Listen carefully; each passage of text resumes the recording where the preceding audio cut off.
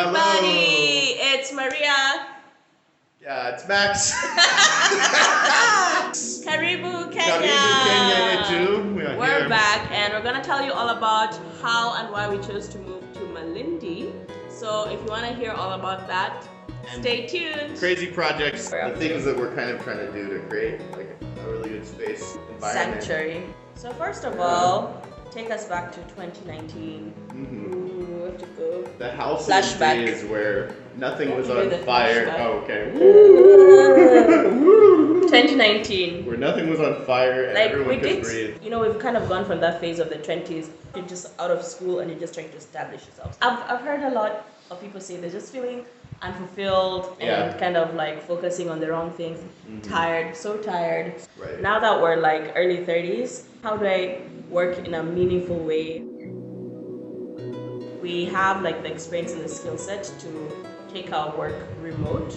So the thing about even in somewhere like imagine in 2019 the thought of taking your work remote. It's so flooded as a market. Yeah. But what we realized is that in opportunities where we can put aside immediate revenue and think about projects that might pay off long term, either as part of our portfolio or something that we just really love to do and can worry about monetization as we go.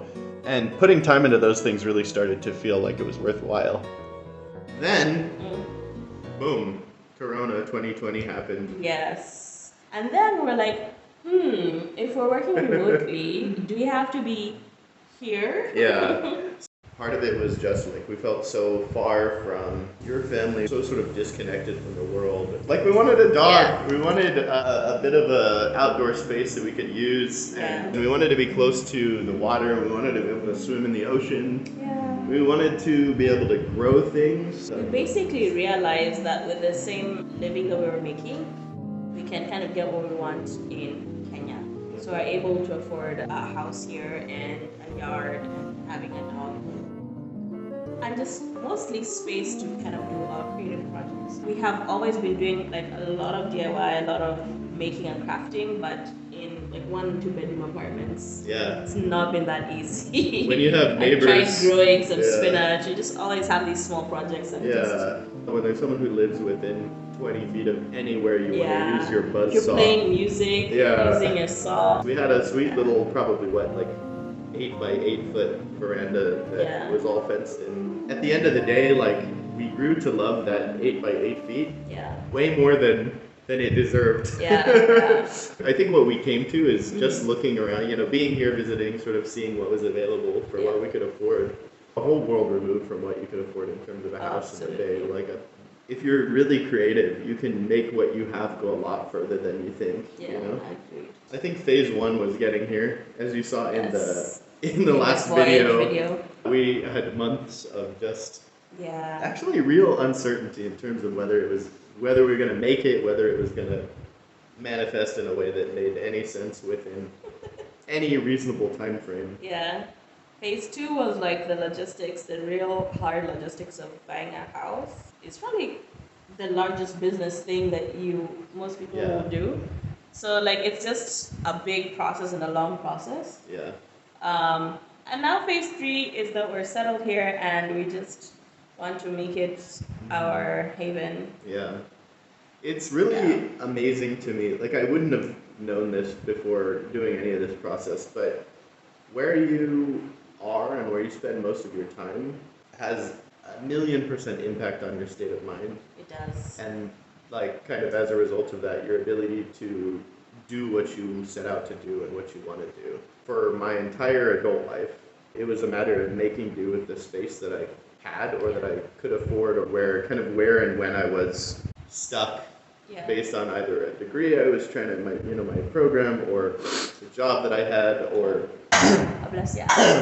wow, jeez, or whatever allergic reaction I was experiencing at that time. Then this is the first time I feel like we really were able to kind of physically capture what we hope and dream for in a space, And it's a great feeling. It's a great feeling. I didn't realize that it's a feeling I could have. contrast to our months traveling, where we were kind of just in whatever hotel we could afford at the time. Just living out of a suitcase of yeah. clothes, like living out of several, worn 3 times each. Several like so very, many, very broken suitcases. Like having so many allergies, but thankfully, we're now somewhere we can grow. And most of it is quite empty, but we're very happy to slowly And it's kind of nice build that it's a bit empty. Like things it feels once open. time. It feels like there's a lot of potential.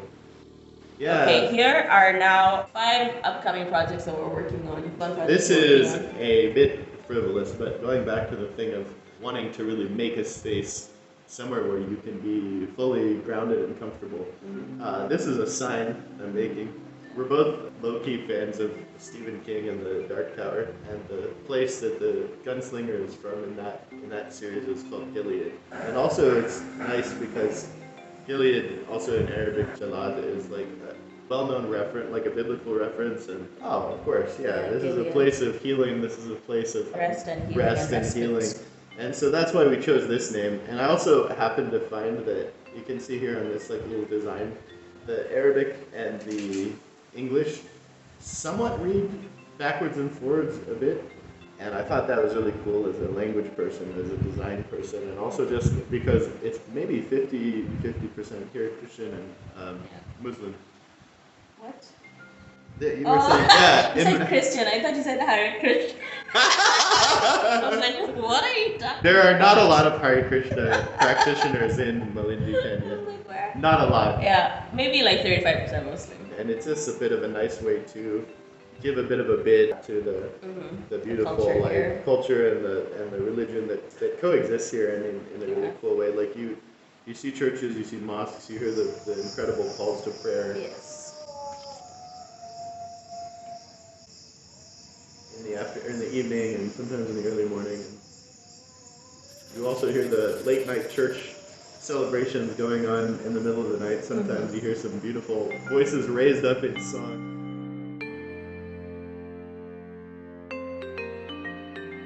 So my project that's ongoing is I bought myself a little sewing machine. So I wouldn't even say I've gotten back to sewing because I now own the sewing machine. I've always hand sewn my projects, which is a pain. So I took the plunge finally and bought a sewing machine. I've been making so much stuff. I've made cushions. This is our little table. It used to be an ottoman. We bought a pane of glass and now it's like a nice kind of tray table. Some clothes stuff, which I'll show you. I've made like a fabulous pair of shorts. And I'm excited. Hi, doggy! Hi, doggy! Yeah! Excited. Our third project is becoming amazing dog friends with our new doggy Flower, who we've adopted from my mom. She has free reign of the living room, the veranda, the backyard. She's the sweetest dog. I'm sure you've met dogs, especially if you have a dog, and I'm sure that you know this, that they're always the sweetest dog in the world. This one is the sweetest dog. Absolutely the sweetest dog. She's so noble. Look at her. She's like... Okay. What are a couple more projects that we're Another one, I'm trying to build some furniture. So part of, I think, being here is marrying our kind of creativity and our artistic side with the practicality of like what we can do and create here that is valuable to people or just to ourselves in terms of creating a space that we love that doesn't break the bank. Yes. And I've really gotten into furniture crafting. So here's a lamp that I'm trying to make. It's still pretty rough around the edges, but Maria has used her sewing machine to start working on this. We're working on the lampshade. I wonder what we can put here. It's like a cool balancing art piece because the center of gravity is right over the base. Yeah, my vision for this is I made this before we really had the proper tools. As we were setting up this house, I feel like we were kind of doing a lot of it from scratch. Yeah. Off the materials that we could find. I made this sculpture and just through like some found branches. So I'm hoping to kind of like fill this house with art that we make. I want to learn all sorts of new skills that we haven't tried before. Oh, and the other thing too is that we've been trying to use our digital prowess, like you saw with the sign. Other things that we've been able to apply that to. Our mode of getting around right now is an ATV, which is really fun, and it works because you want to be able to off-road a bit to get to the beach. Some of the places you want to go to are a bit like off the beaten path. So some people we know here who do welding and do creative metal work and stuff like that. We asked them to help us install this seat and this box on this ATV based on this design we did. Yeah, so you kind of pimped our ride. Yeah. It's like the dopest and I can't tell you way how, to get around town. Yeah, and it's really cool too because people are very crafty here. Like there's definitely a culture. There's definitely a maker culture. People have connections with other makers, so like someone who's helped us a lot with our house projects and contracting connects us with someone who knows how to do his welding and stuff. And then we can show them this design and then get something really cool as a result. And similarly with the bathroom. We didn't want to spend $1 million redoing this whole bathroom, but also we needed it to be accessible just because I have some mobility problems. So we were able to make this design digitally and then have someone create a beautiful, like, functional piece out of that. So let us know if you want to hear more about any of these projects or if you have any questions about our move, and we'd love to hear from you. And we're going to try to do more videos talking about like you know, just the various like things that inspire us about being here. Yeah. This idea of Afrofuturism, which to me means so much more than just a design or an artistic aesthetic. It's a way of life, dude. Forge a life and a world that gives rise to your best self. So yeah, like, subscribe this channel. We're gonna try to grow it, and it'll really help us if we can grow it. Bye.